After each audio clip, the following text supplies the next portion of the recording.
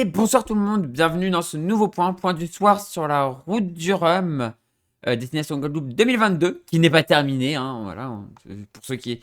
Il y en a peut-être qui vont être tentés dans les commentaires de me dire, mais non, mais c'est fini la route du Rhum. Pas du tout, pas du tout, il y a encore des bateaux en mer. Tant qu'il y a encore des bateaux en mer, c'est que c'est pas fini. Voilà, et c'est très important de parler des bateaux, sachant qu'il y a encore un podium qui n'est pas encore tout à fait fait. Voilà, il reste encore 2 places sur le podium à attribuer. Donc, voilà, moi j'appelle pas ça une course finie. Voilà. Et puis il y a des batailles rapprochées sur certaines classes, même si c'est pas pour la victoire, même si c'est plus pour le podium. Il y a quand même encore des batailles rapprochées, donc c'est plutôt cool. On va commencer par les IMOCA. Les IMOCA, on a l'arrivée du local de l'étape, Rodolphe Sefo, qui est au nord du coup, qui vient de passer la tête à l'anglais, qui entame le tour de la Guadeloupe, qui va passer sous le vent de l'île. La partie compliquée, il est actuellement à 11 nœuds 5, donc ça va encore. Pour l'instant, il a encore de l'air.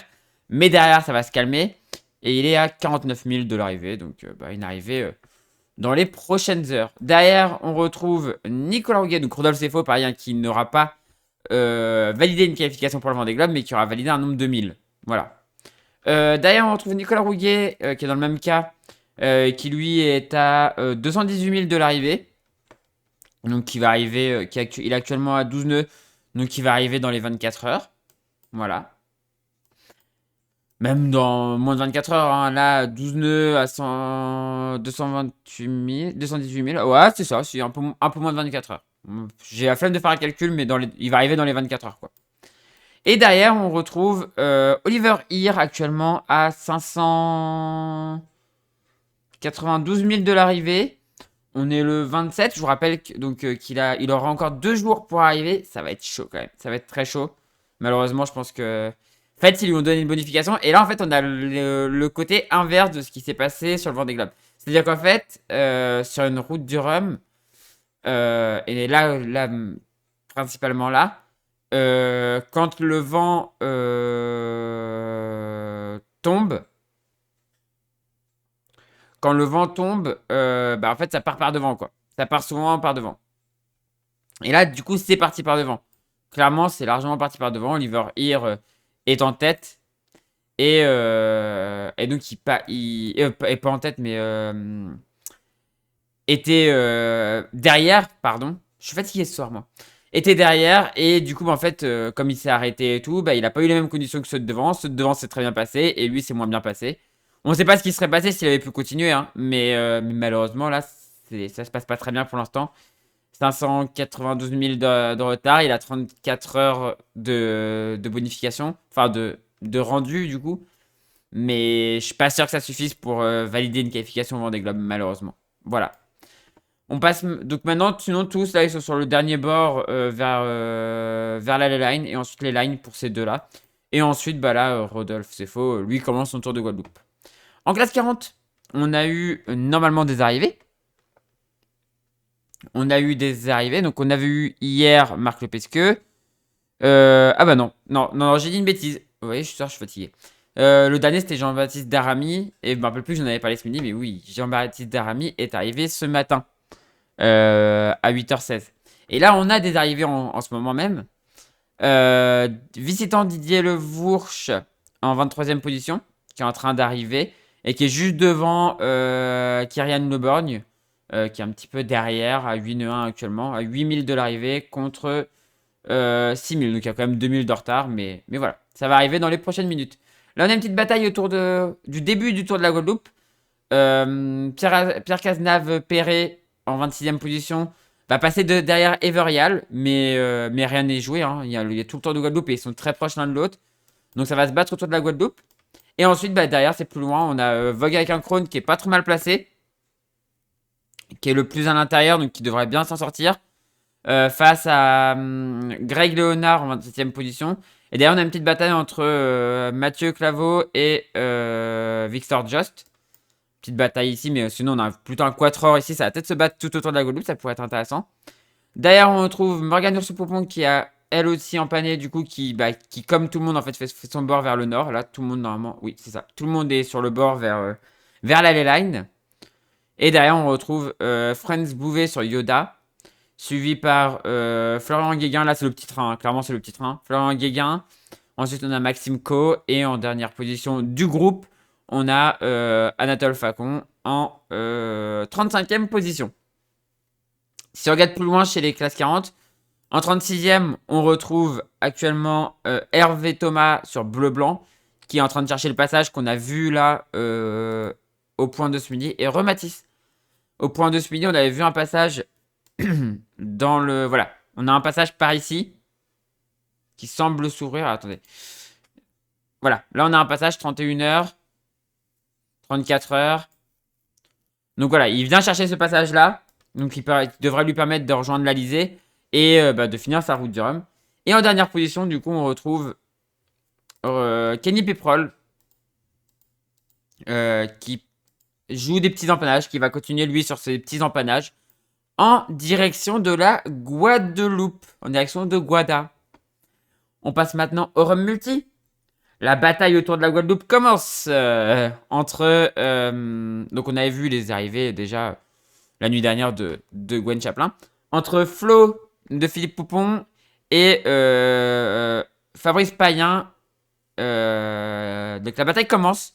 On voit qu'actuellement Flo est à... Donc Philippe Poupon est actuellement à 10,6 à 49 000 de l'arrivée.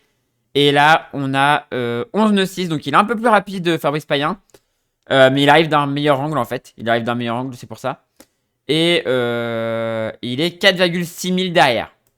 Il est parce que lui, il est à 54 000 du but contre 49 000. Donc, c'est ça, à peu près 4 000 derrière, 4-5 000 derrière.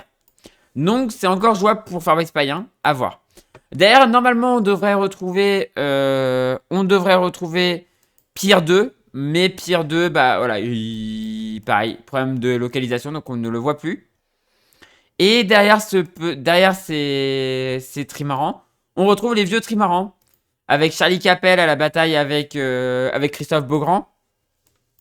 Et malheureusement, derrière, on a Thomas Lurton qui est un petit peu isolé, qui s'est fait un peu distancer, et encore derrière, Laurent Etemer sur Happy qui est encore plus distancé.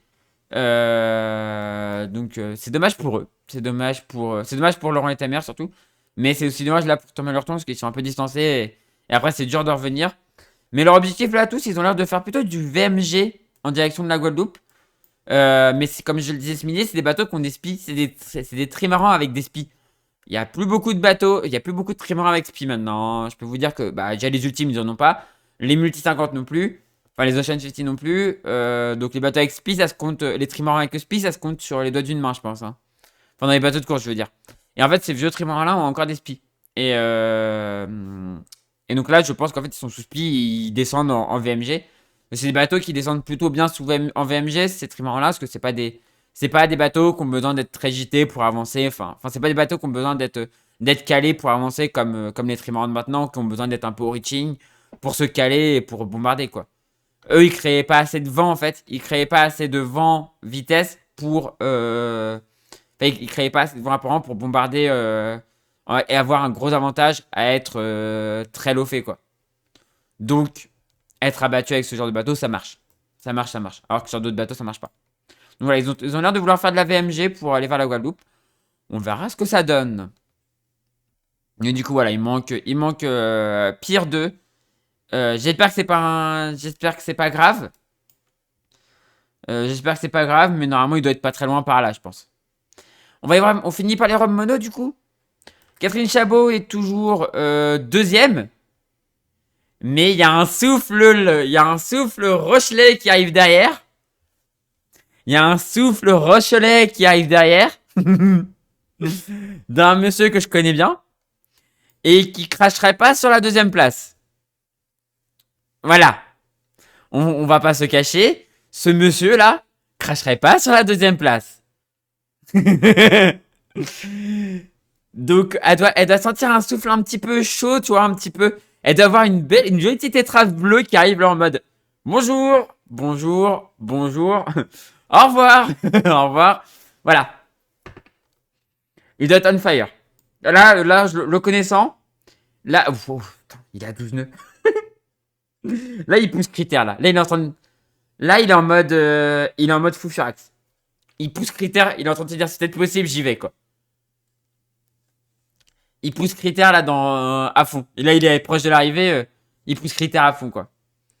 12 nœuds, c'est-à-dire que putain, il va arriver dans à peu près 24 heures, quoi. Un peu plus de 24 heures. S'il continue à cette vitesse-là. Donc, du coup, en deuxième position, actuellement, on a Catherine Chabot, toujours. Tu vois, je te l'avais dit, peut-être la deuxième place. J'aimerais bien. J'aimerais bien. Même si j'aime bien Catherine Chabot aussi, mais voilà, c'est Wilfried en face. C'est Wilfried en face, donc je pense qu'il dit pas non. Ah non, il dira pas non à une deuxième place. Non, bah non. Ah non, non. Ah non. Wilfried dire non à une deuxième place. Ah non. Non. Bon, il aurait pas dit non à la première non plus. Mais il lui a repris 4,7 000. Ça va vite. Hein. Ça va vite. Donc on voit les vitesses là. 8 nœuds, 9 nœuds sur 4 heures. 9 nœuds 2. Donc il va 0,2 plus vite sur 4 heures. Et là il a 12 nœuds 9 contre actuellement 8 nœuds. Donc ça 4 nœuds plus vite quand même. Hein. 4 nœuds plus vite. Il lui reprend 4000 à l'heure. 76 000. Bah attendez, on va faire 76, 4 fois 24. 4 fois 24. C'est possible. It's possible. It's possible.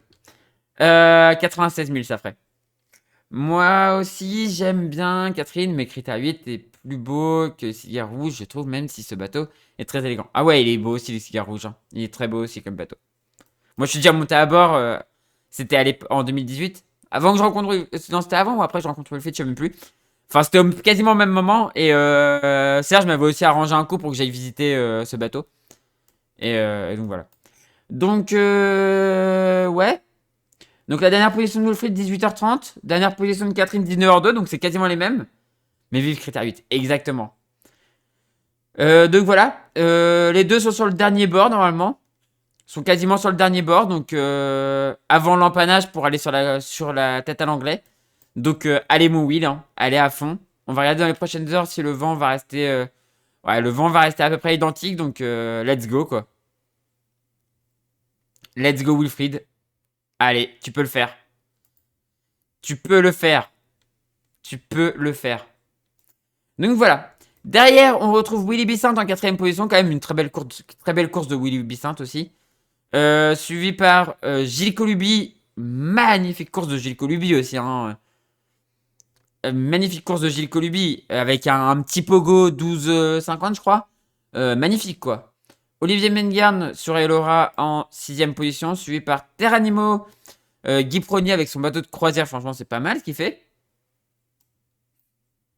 C'est pas mal. La bataille entre Rémi Guérin et Fabio Générique continue pour la 9ème place. Et derrière, on retrouve la bataille pour pas finir dernier. Arnaud Perranin qui est 9ème actuellement. Devant. Bah justement, devant Fabio Générique. Mais Fabio Générique pour moi est un peu mieux placé. Et après, on a la bataille pour pas finir dernier. Vraiment entre actuellement Daniel et Escalard et Jean-Sébastien Biard. À voir qui va. De toute façon, la Charente-Maritime. Donc, voilà, la bataille va être belle pour savoir qui c'est qui va finir dernier. Du coup, bah là, il y en a qui jouent des petits empannages, comme on voit là, Fabio Gennari. Il y en a qui jouent plutôt les longs bords. Sachant que le vent va re-rentrer, là, il y en a qui ont déjà empanné pour en fait aller chercher la dernière. Pour aller chercher la dernière line. Donc, à voir. Ça va être très intéressant à suivre cette fin de course. Et surtout là, entre les deux, ça va être très intéressant à suivre aussi. Et bien évidemment, on en reparlera demain dans le prochain point à midi. Voilà. Bah, du coup, c'est la fin de ce point du soir sur la route du Rhum destination Guadeloupe. Si ça vous a plu, on fait briller le pouce en l'air, n'hésitez pas à commenter et à partager. Et si vous n'êtes toujours pas abonné à la chaîne, n'hésitez pas à vous abonner pour ne rater des prochaines vidéos. Et moi, du coup, je vous dis à demain pour la suite. À demain!